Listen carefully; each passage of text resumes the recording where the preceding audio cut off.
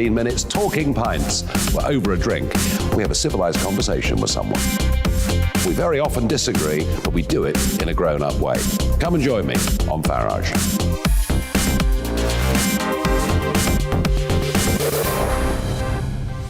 I'm Dan Wootton. Join me Monday to Thursday from 9 to 11 for the feistiest and most fun news debate on TV, where free speech reigns. I'll bring you a sharp take on the day's biggest stories, bombshell newsmaker interviews, and A-list guests.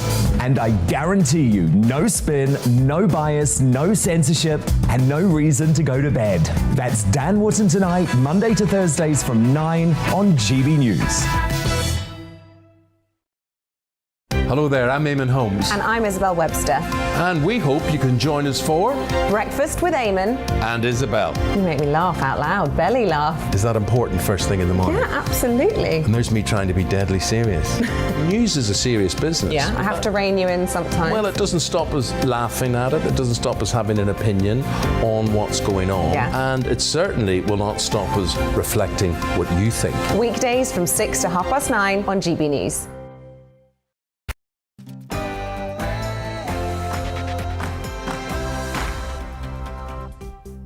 Hello there, I'm Michelle Dewberry. It's 6 o'clock and this is Dewbs & Co, the show where we'll get into the things that have got you talking today. Now, there's been a development in Partygate. The police are now involved. What do you think? Are you cheering this new development or are you groaning and saying move on? I do want to know your thoughts. And meanwhile, while our leaders are busily arguing over what constitutes a party, President Putin continues his aggression towards Ukraine. Is this just willy-waving? Or are we inching not so slowly towards something which may end up starting World War III? And the rise of national insurance contributions. Surely anyone and everyone can see that soon is not the best time to be raising them. But will there ever be such a thing as a right time to raise taxes? And if not now, then when? We'll get into all of it.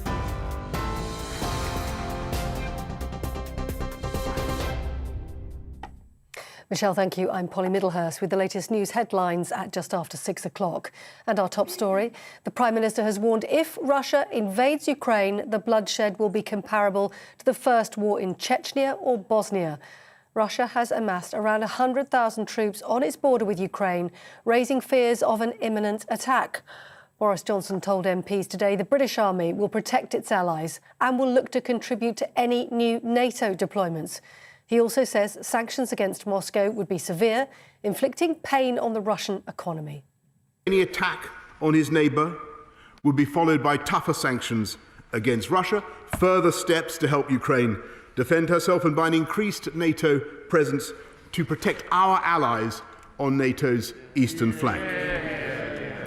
The truth is that Russia's goal is to keep NATO forces away from her borders. If that is Russia's goal, then invading Ukraine could scarcely be more counterproductive. Boris Johnson speaking earlier. Well, the Labour leader, Sir Keir Starmer, says the UK must show Russia that any further aggression will result in severe real-world consequences.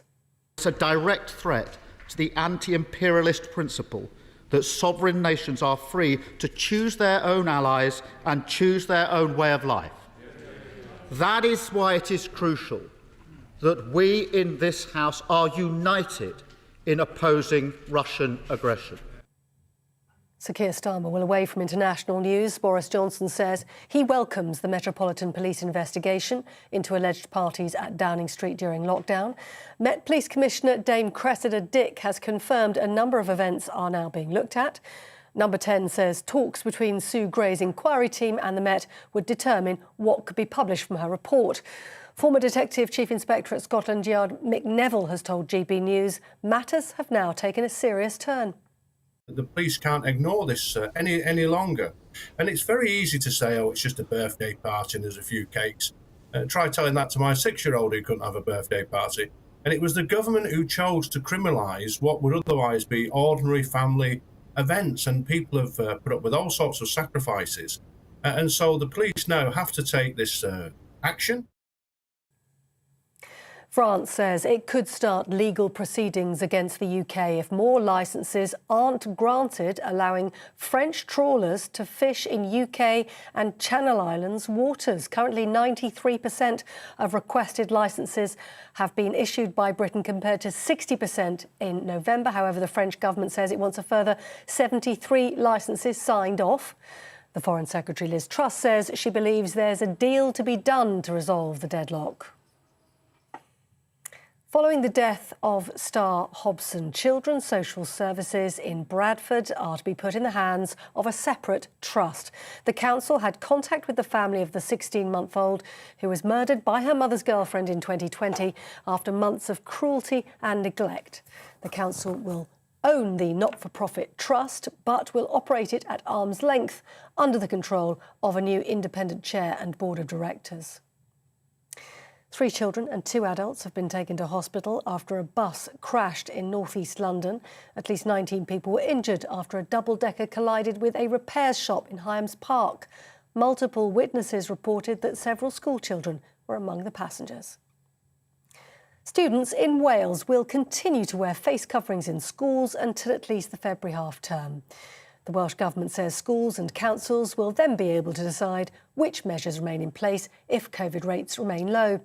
The changes come as Wales completes a move to Alert Level 0 from Friday. And Scotland's First Minister says guidance to work from home will be eased from next Monday in favour of hybrid working.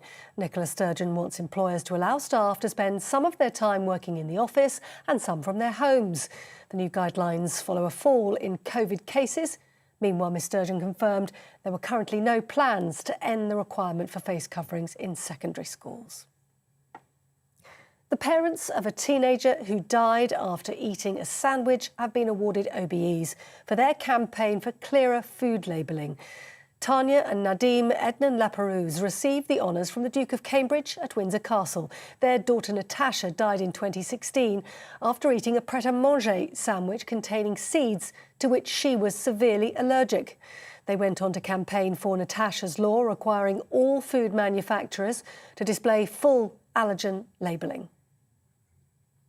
On TV, online and on your radio via DAB+, you're with GB News. Now more from Dewbs & Co.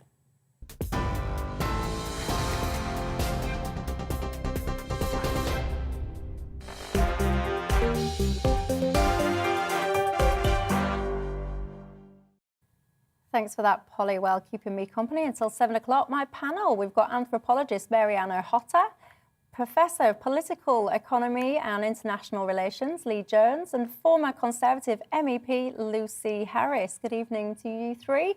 And also, you know the drill about Dewbs & Co by now. It's not just about us on the panel and our thoughts, it's about you at home and yours. What's on your mind tonight? I'm running a poll, by the way, on the GB News Twitter. I want to know what you think about the whole Partygate thing. The police are now involved. Are you one of those people that's absolutely livid, wants Boris out and wants to get to the bottom of it all? Or are you on the other side of the fence and think it's all a bit of an overreaction? I get the sense that there's kind of a mixed opinion on some of this stuff. So you can cast your vote there on GB News Twitter. Or also, just get in touch with me anyway and tell me your thoughts on any of the topics we're discussing tonight. You can email me on gbviews@gbnews.uk, or you can tweet me at Michelle Dewbs or at GB News. And of course, you know, we're everywhere, aren't we? All over social media, Facebook, TikTok, Instagram, Snapchat, if you're cool enough. Are the kids still using Snapchat? I don't know, it moves on so quickly. Anyway, we are everywhere. Get in touch with me and let me know your thoughts tonight. But first, our top story. Prime Minister Boris Johnson has spoken out in the House of Commons today about the situation on the Ukrainian border, warning Russia of tough sanctions in unison against any Russian attack in Ukraine. Let's have a listen to that. We agreed that we would respond in unison to any Russian attack on Ukraine, in unison, by imposing coordinated and severe economic sanctions, heavier than anything we have done before against Russia. And we agreed on the necessity of finalising these measures as swiftly as possible in order to maximise their deterrent effect. We in the UK will not hesitate to toughen our national sanctions against Russia in response to whatever President Putin may do. Well, this comes as 8,500 US troops have been put on heightened alert for possible deployment to Ukraine to support NATO forces. On Ukraine's border, Russia has amassed around 100,000 troops. The forces could be sent at short notice as part of a rapid response to growing fears of a Russian invasion. Now, joining me to talk through this is the former British ambassador to Moscow, Sir Andrew Wood. Good evening to you, Sir Andrew. How serious is this situation on the border? Is Putin really going to invade Ukraine? It's very difficult to read Putin's brain because he's alone in his bunker to a certain extent anyway. I don't know if they've had deep discussions among themselves as to what to do, but they have become a very dictatorial state, so it's perfectly possible. On the other hand, I don't think he can win in the longer term. You can't just seize Ukraine and govern it in your interests without provoking trouble, both fighting there and maintaining your hold. So I think the question is a question you can't really answer fully. But that said, I think he has it very much in mind. And Boris Johnson, which is playing for our viewers and listeners there, Boris Johnson in the House of Commons today, talking about some of the worst sanctions that Putin will ever have seen. Do you think that that will be a deterrent to Putin? Well, it depends what the sanctions are. It's certainly something to make him think, which is not a bad start. On the other hand, there are elements in that there are various governments which they're unlikely to agree to do. In particular, cut off the Nord Stream 2, the gas pipeline to Germany, which is an essential element of a proper deterrent, I think. And just in terms of the UK and our involvement here, just how involved do you think the UK should be looking to get in this whole situation? I think we have a very strong interest in being involved. I don't think anybody's suggesting we should actually fight.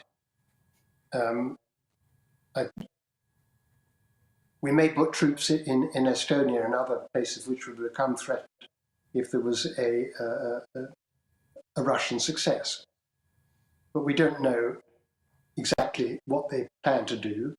There's talk about their trying to take Kiev, which is actually a difficult obstacle to take because it's on quite a high series of hills. Excuse me.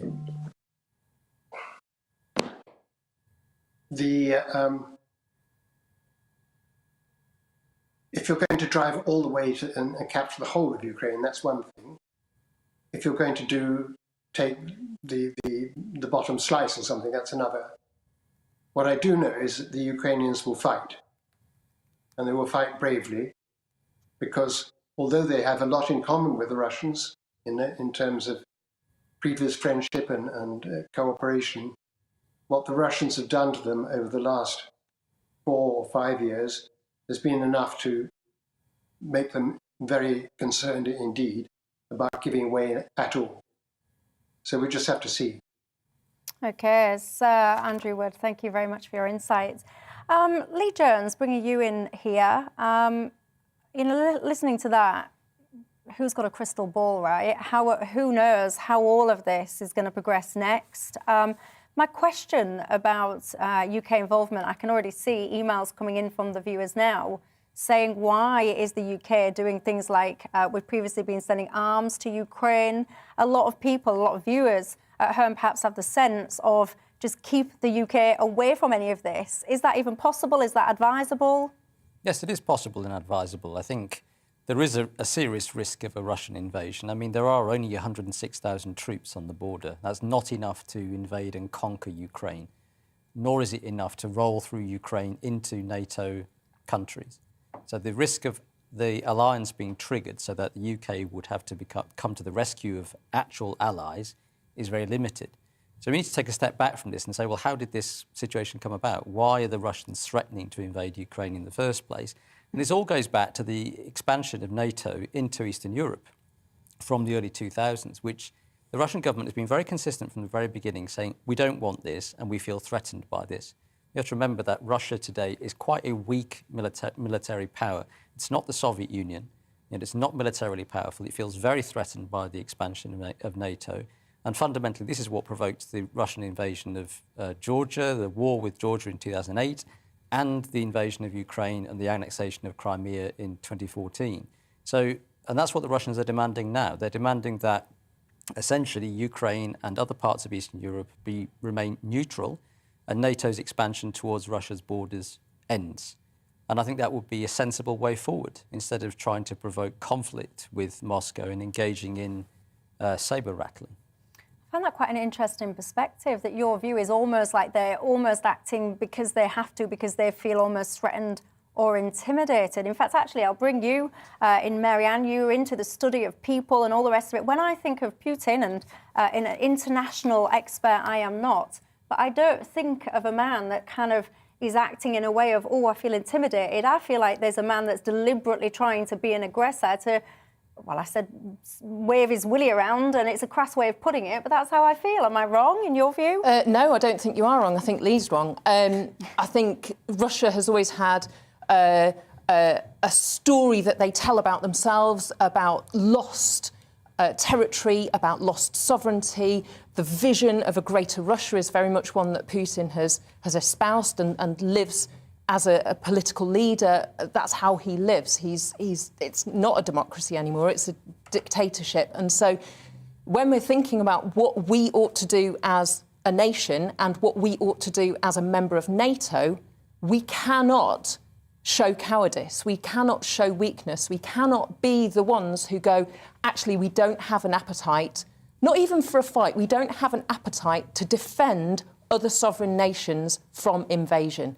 So we do need to step up, we do need to explicitly say that Ukraine is our ally. Ukraine is on the front line with Russia. They should be. Why should they not be? Why are they not an ally of ours? Of course they should be. We've already stood by and watched Russia annex Crimea. We've already stood by and watched almost 15,000 people be killed in the Donetsk region and 2 million people be displaced. And we've gone, well, it's not really our problem. Leah's got a good point, though. Why should Ukraine, by default, be an ally that we rush to protect and defend? Because Russia is a world power, even if they are diminished from what they were when they were the Soviet Union. Nonetheless, they remain a world power and they remain a risk to us, not just in the physical theatre of war, but in terms of cybersecurity and all those attacks, in terms of manipulation of our democracy, in terms of manipulation and control and potentially destroying our communications networks. That's why they're deploying naval battleships out to the Atlantic. It's because they'll be sitting on top of all those telecoms cables that run between us and the US. Now is not the time to show weakness. I absolutely have to agree with that. As Ben Wallace said, who is the Defence Minister, it says it doesn't stop at the Ukraine. You know, he is an aggressor. Putin is an aggressor. He wants to show something for his legacy. He's been in a term, I think, for 6 terms now.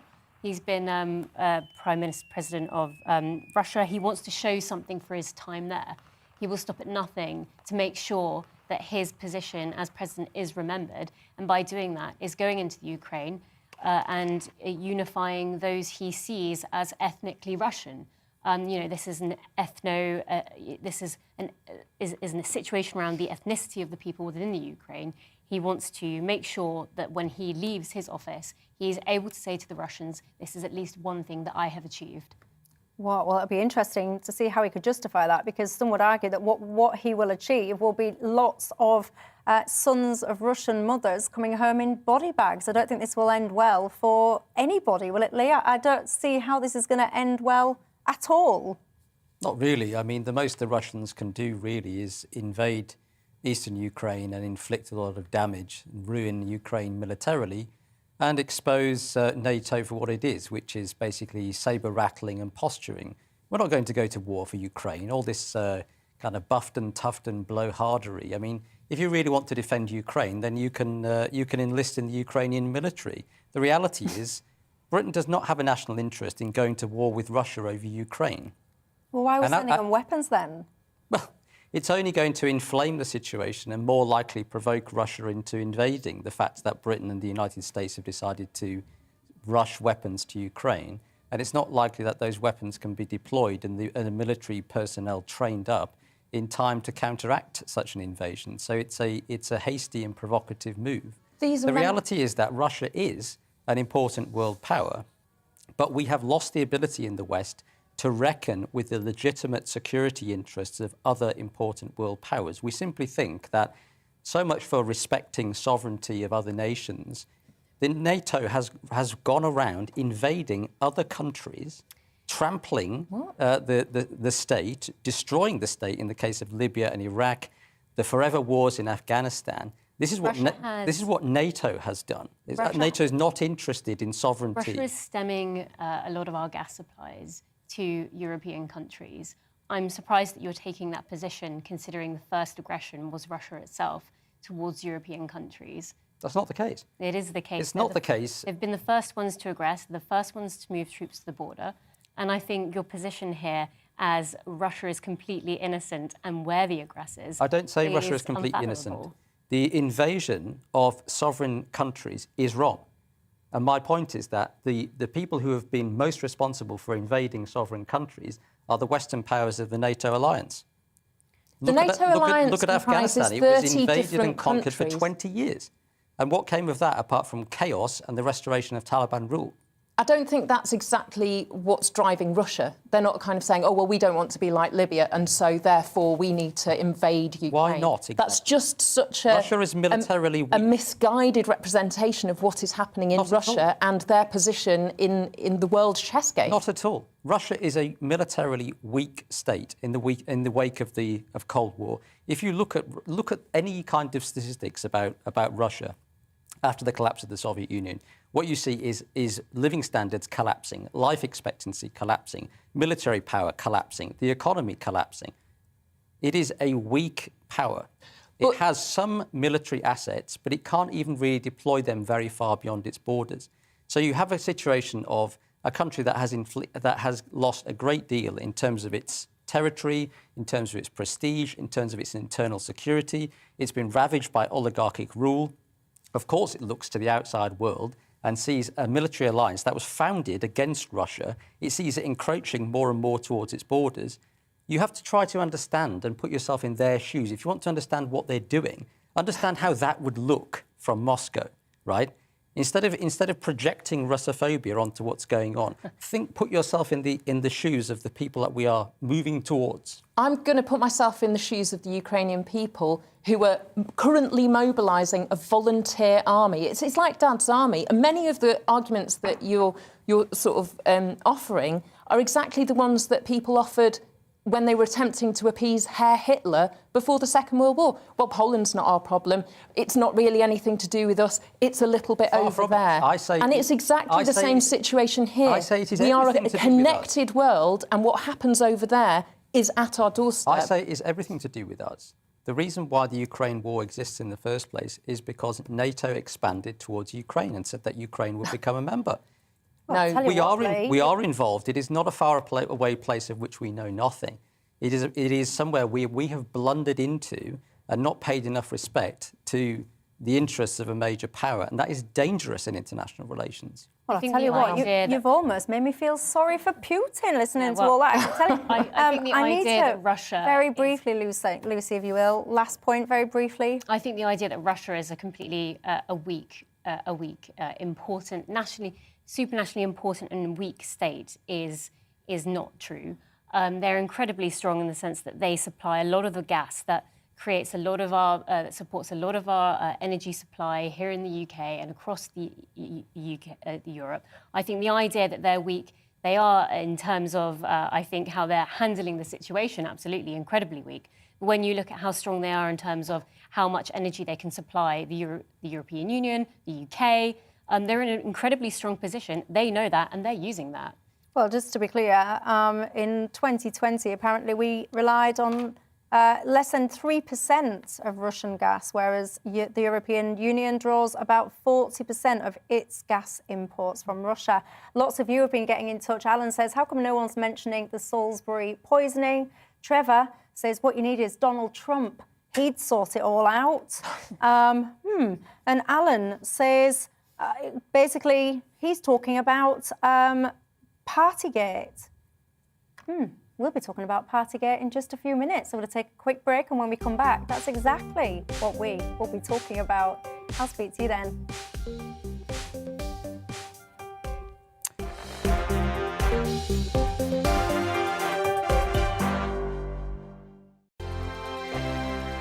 Hello there, I'm Eamon. And I'm Isabel. And you're watching the GB News digital stream across the United Kingdom. And around the world. If you're here in the UK, you can also watch us on your TV screen. GB News is Freeview channel 236. On Sky, we're channel 515. 626 on Virgin Media. Just remember, you might need to retune your TV to watch the channel. Yeah, and if you are doing that, find out more about retuning by going to gbnews.uk.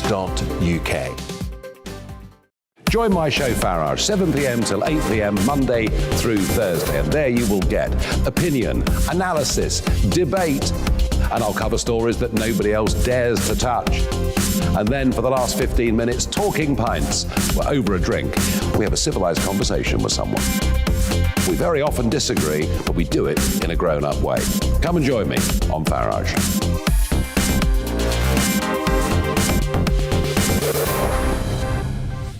I'm Dan Wootton. Join me Monday to Thursday from 9 to 11 for the feistiest and most fun news debate on TV, where free speech reigns. I'll bring you a sharp take on the day's biggest stories, bombshell newsmaker interviews, and A-list guests. And I guarantee you, no spin, no bias, no censorship, and no reason to go to bed. That's Dan Wootton tonight, Monday to Thursdays from 9 on GB News. Hello there, I'm Eamon Holmes. And I'm Isabel Webster. And we hope you can join us for Breakfast with Eamon and Isabel. You make me laugh out loud, belly laugh. Is that important first thing in the morning? Yeah, absolutely. And there's me trying to be deadly serious. News is a serious business. Yeah, I have to rein you in sometimes. Well, it doesn't stop us laughing at it. It doesn't stop us having an opinion on what's going on. Yeah. And it certainly will not stop us reflecting what you think. Weekdays from 6 to 9:30 on GB News.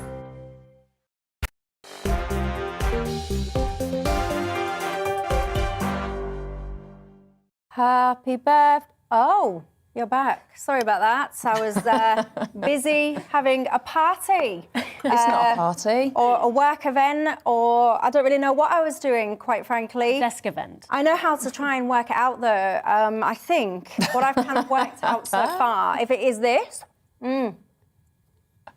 definitely a party, definitely bad. I think if I've got this, it's less of a party and definitely work. I don't really know. I've got to be honest. I'm getting confused these days as to what constitutes a party and what does not. I've got to say sometimes I also feel a little bit embarrassed working in the media, especially when I see what goes on at the moment in the media about all of this kind of Partygate. If I look at some of the front pages just from today, bearing in mind, we've just been mentioning the whole situation in Ukraine. We've got living standards, people's purses being crippled, struggling to heat or eat. We've got huge conversations to be having right now, but no, what is the media doing? Let's have a look. Here is the front page of The Sun, Partygate, The Mirror, Partygate. Got to say, my tech people not as fast as my brain. And what's The Guardian doing? Partygate. Now, listen, I don't want to upset or undermine anybody who has lost a loved one during COVID or who was forced to not be able to say goodbye to someone that was on their deathbed or not attend a funeral and all of those things. I completely understand the upset and the pain that these inhumane, cruel rules caused families up and down the land. This party that I refer to now, the Boris Johnson apparent birthday party, on that day, myself, I was admitted to hospital where I spent a month without a single visitor because of these ridiculous rules. And I have to say, when I look back at what the rules were, they really were ridiculous. Things like you can be in your garden with people and they can walk through your house, but only to get to the garden, and they can't use your toilet. I mean, when you look back, if it wasn't so serious, it's borderline laughable. But what is going on now with the media, and the reason I say it's embarrassing is because it is. Because what's happening now, this whole witch hunt, this whole focus on these parties and who's done what, this is not because people care about all the scenarios that I've just mentioned, people being forced to die alone, give birth alone, attend funerals alone, etc., etc. It's not because of that. This is not a care and consideration. This is about political point scoring. This is about backstabbing. This is about agendas being sought, pushed out. And this is about people trying to overthrow a prime minister so that they can get themselves into power. And I'm sorry, but I find it all frustrating. And I have to say, and I do not mean to be offensive to anyone that lost people during this period, but I find the media hysteria absolutely pathetic.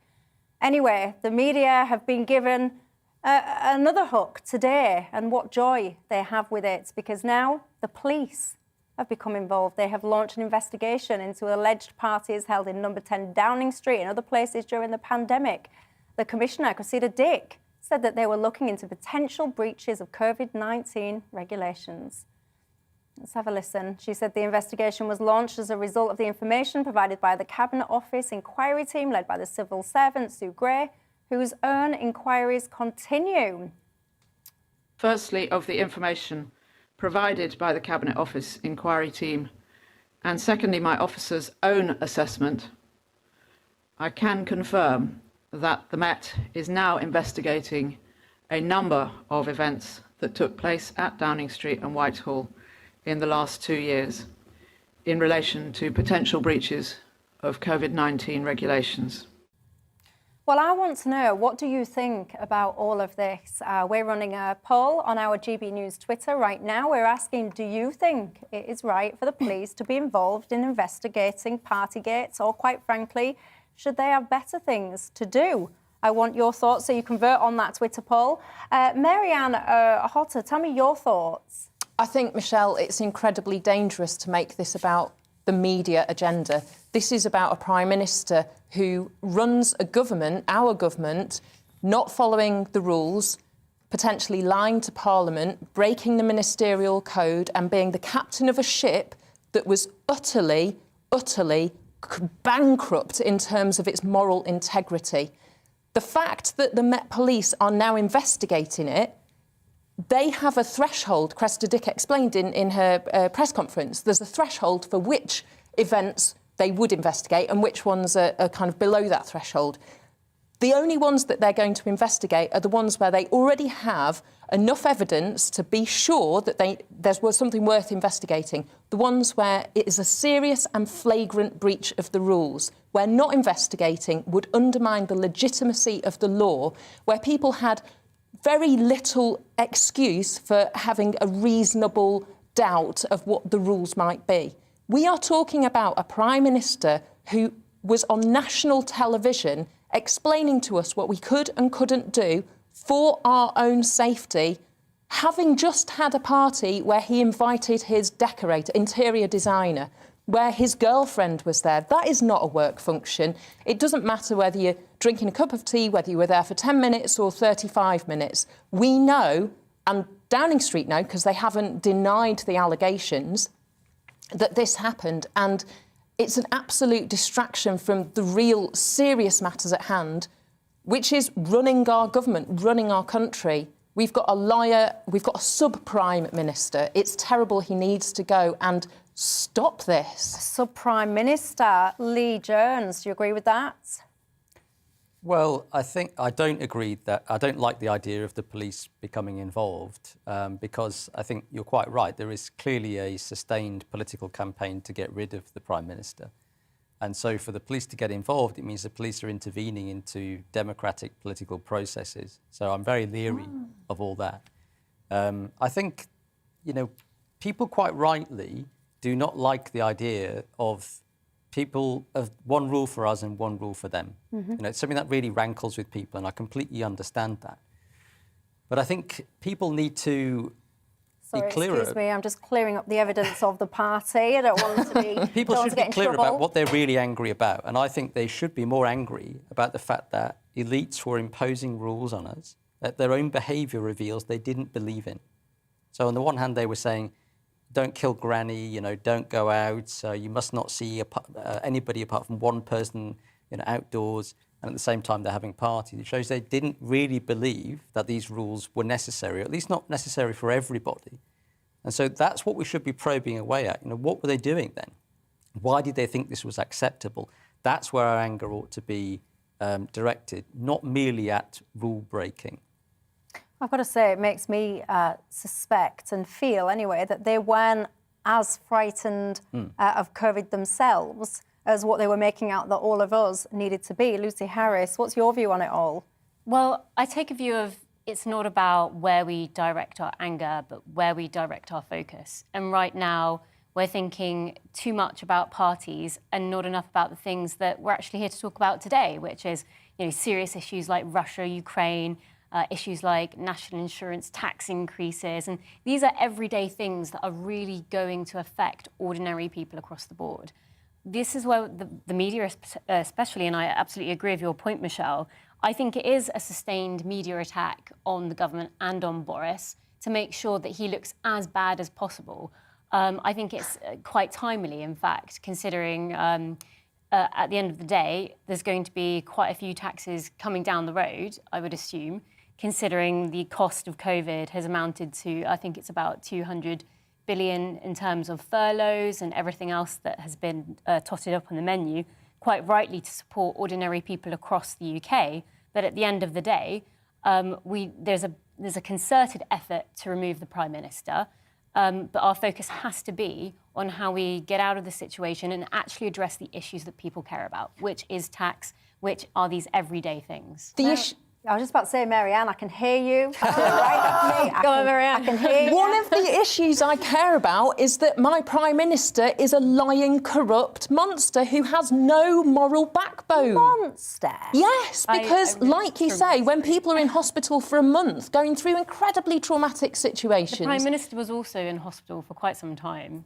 Well, that's one of the things that I wanted to pick up, actually, what you were saying about, well, maybe they didn't believe in these restrictions because... I really do. I think he's absolutely dreadful. Rory Stewart gave an interview earlier in the week with one of the other news channels and said we shouldn't really be surprised because he's shown his hand for 30 years of public life, that he lies, that he betrays people, that he tries to get out of things. He lost a job for making up quotes. He got another job. Now he's a Prime Minister because the focus is on political...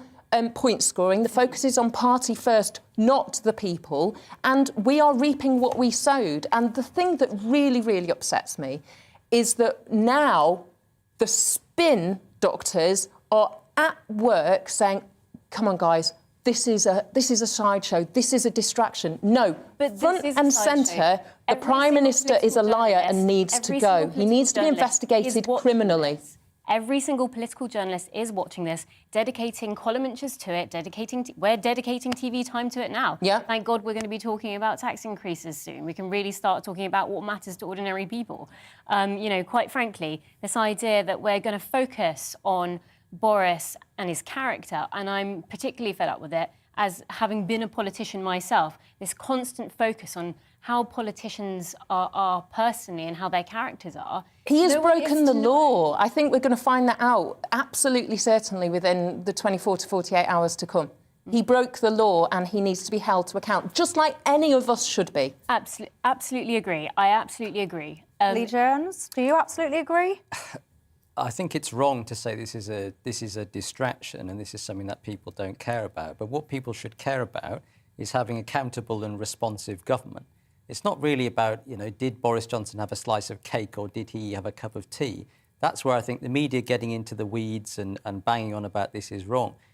What we need to think about is what was going on when all this was happening? What were the decisions being made? Why, to go back to my earlier point, why were they making up rules, imposing that on the rest of us that they weren't following themselves? And I think it does go to your point that they were not as frightened as they were trying to make the rest of us. Yeah, and there is where I think there is a real public interest in this story. It cannot just be dismissed as media spin or a distraction. Well, I would say that just because they weren't following the rules doesn't mean that the rules themselves were wrong, because the rules to a greater or lesser extent, were following the advice of SAGE, the medical and scientific experts, who were making the best decisions. SAGE have been consistently wrong about many things, but they're modelling. They have to crystal ball gaze, don't they? Consistently wrong, isn't it? So, but just to be clear, what I'm saying is, I'm not saying that because they were not following the rules, therefore the rules were wrong. What I'm saying is, they were saying the rules were necessary.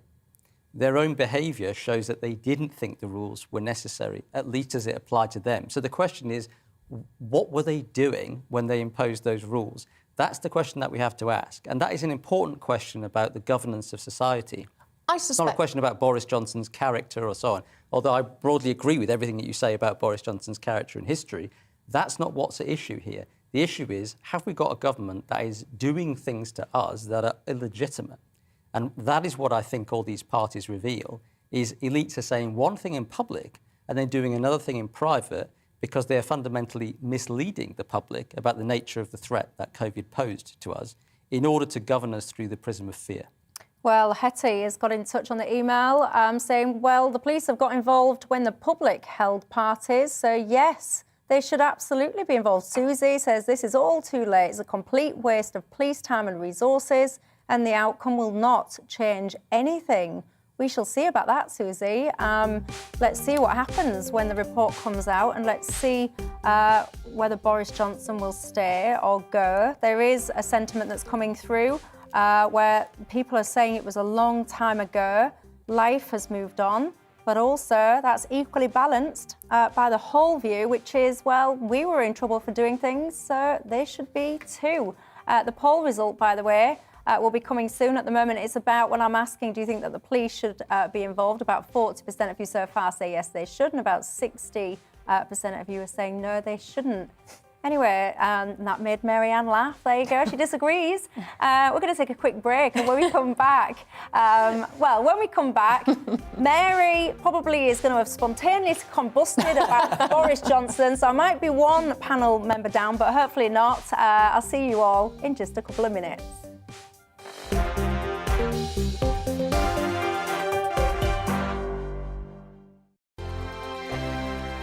Hello there, I'm Eamon. And I'm Isabel. And you're watching the GB News digital stream across the United Kingdom. And around the world.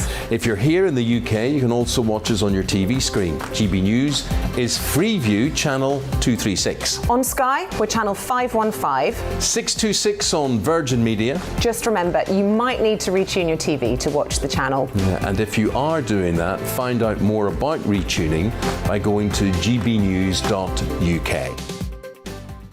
Join my show Farage, 7 p.m. till 8 p.m. Monday through Thursday, and there you will get opinion, analysis, debate, and I'll cover stories that nobody else dares to touch. And then for the last 15 minutes, talking pints. We're over a drink. We have a civilised conversation with someone. We very often disagree, but we do it in a grown-up way. Come and join me on Farage.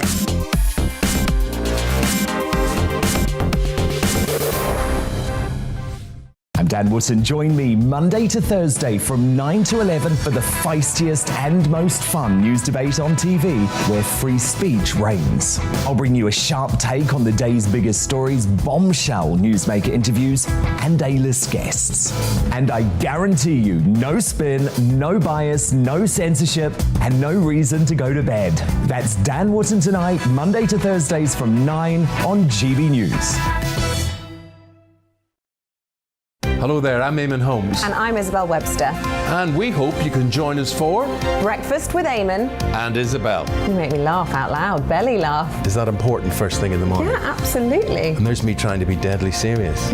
News is a serious business. Yeah, I have to rein you in sometimes. Well, it doesn't stop us laughing at it. It doesn't stop us having an opinion on what's going on. Yeah. And it certainly will not stop us reflecting what you think. Weekdays from 6 to 9:30 on GB News.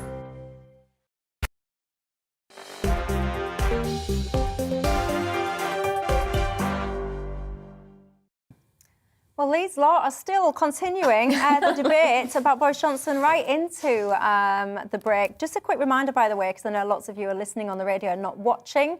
Just a quick reminder as to who the panel tonight are. We've got Mary-Anne O'Hotter, who's an anthropologist. We've got Lee Jones, who is a professor of political economy and international relations, and Lucy Harris, who's a former Conservative MEP. Kenneth has got in touch saying, Marianne is spot on. The country should not be run by a liar. Boris Johnson should resign and go and join the Green Party, where he'll be well at home with his wife. That's from Kenneth. There you go. John says, Boris should stay. The witch hunt should stop. There you go. Lucy agrees with that one. Interesting. I've got to say, maybe I am a little bit outverted here.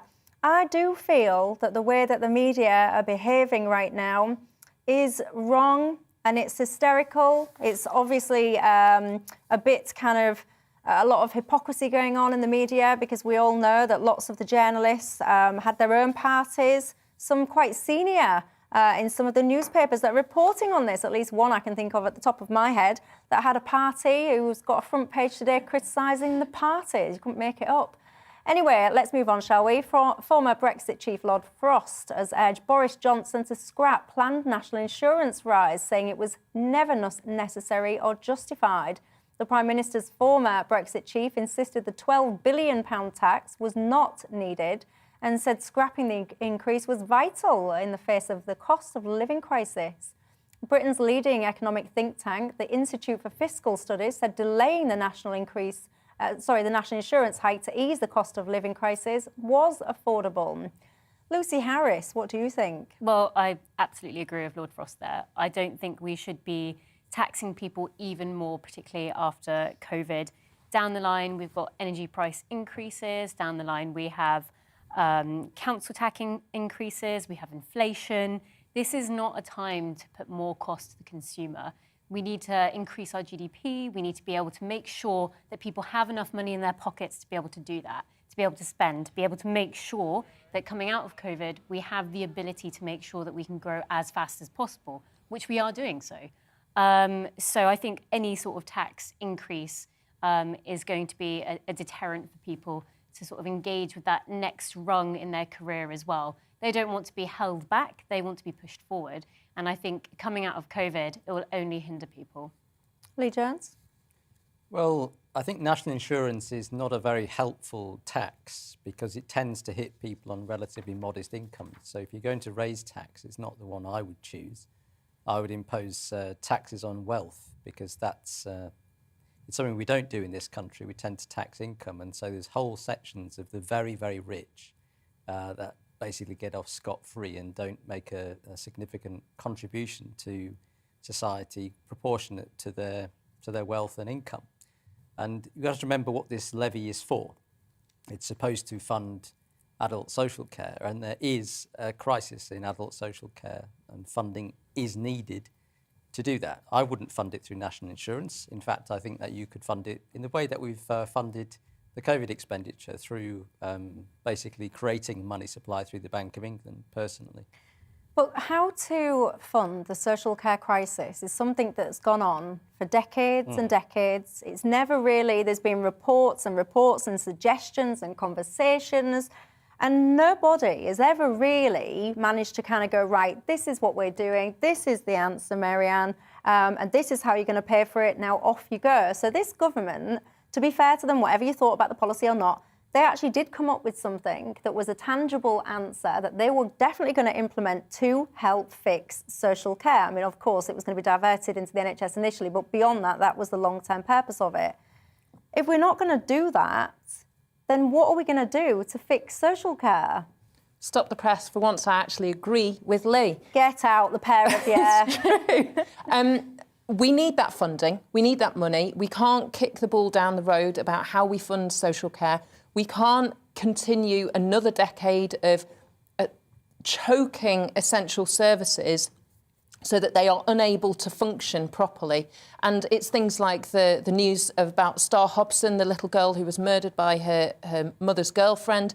She was in contact with social services, but those social workers were so overstretched, they missed the signs and that little girl paid with her life. There are children up and down the country who are in very similar positions, who are being abused, assaulted, tortured, tonight who are at risk of real harm, perhaps even death. And it's because we don't have the services. It's because there are people at home who are struggling tonight to get themselves clean, to get themselves fed, to get themselves into bed, because those services aren't there to help them live meaningful, independent, respectful lives, because we are not funding the services that we as a society need. But there are billions where do we get of the people money from then to fund it? Well, we do need to raise taxes and we do need to tax wealth. I think the thing that I absolutely agree with Lee on is that national insurance is a crude tool, it's a blunt tool that particularly impacts the people who are working hard, the working poor, the people who are running 2 jobs to try and just get food on the table, to carry on a kind of a reasonable level. They might be accepting working benefits as well. These people are really suffering. The middle are being squeezed. Actually, you can tax land, you can tax corporations. There are much more progressive ways of raising that income that we all need than national insurance. So I think it's right, we should scrap the national insurance hike that should be coming in April. We shouldn't postpone it for a year, but instead, Rishi Sunak needs to come up with a package of measures that may indeed hit Tory grandees, the backbone of the Conservative Party. It might not be politically palatable, but it is essential. Very briefly, Lucy, I because I want to talk about another topic as well. It's not about Tory grandees. It hits ordinary people, the same people that you care about, the same people that I care about. It hits ordinary people, these taxes. And all the taxes that you're discussing, it also tax on wealth will not affect ordinary people. It also it does in the sense of wealth and income, the ability to have ownership of your own your wealth and to be able to spend it in the way that you would like to. Not if you own half of Dorset, though. I mean, it's not me being able to about people buy my who own groceries half at of Sainsbury's. Dorset. We're talking about ordinary people who can't afford what they're already on, and taxing it further, which is what will happen, because that is what is being proposed. And also by Labour, they're proposing a similar tax. Is said by The Telegraph only yesterday that house income will be taxed by another £2,300, and I think that's a considerable issue. And I think when you're starting to talk about who pays for what, when it comes to ordinary people, they're at the blunt end of this. Well, Brian's been in touch on the email saying, hang on, this tax is for the NHS, so everyone should pay, even if it's just £1 a month. Brian, I've got to be honest, and this might be an unpopular view, I wouldn't pay any more money by choice right now to the NHS. I think there's a lot about the NHS that needs fixing before we just start pouring more and more and more money into it. But maybe let's not get me started on the topic of the NHS when I've only got about 3 minutes to go on the show, shall we? Listen, there is another story there that caught my eye that I want to discuss quite briefly before we leave. The world-famous chef, Jamie Oliver, he's blaming fast food delivery services for the surge in obesity. He says that there's no proof that the companies care about the nation's diet. What he's saying is that there's a rise in childhood obesity that was recorded during the lockdown months, and it's unacceptable. I'm going to cut to the chase here, so forgive me. Why is it a food deliveries company's responsibility to care about the nation's diet? Surely, in a free society, you choose what you order, and the responsibility for your health is yours. Am I wrong, Marianne? Yes and no. I think it is about personal responsibility. It's about educating young people to make healthy decisions about what they put in their mouths, what they fuel their bodies with. But in exactly the same way that we do not advertise cigarettes to young people and we do not make it easy for them to buy them and smoke them because it's bad for them, we should do exactly the same. We should have the same mindset when we think about unhealthy food.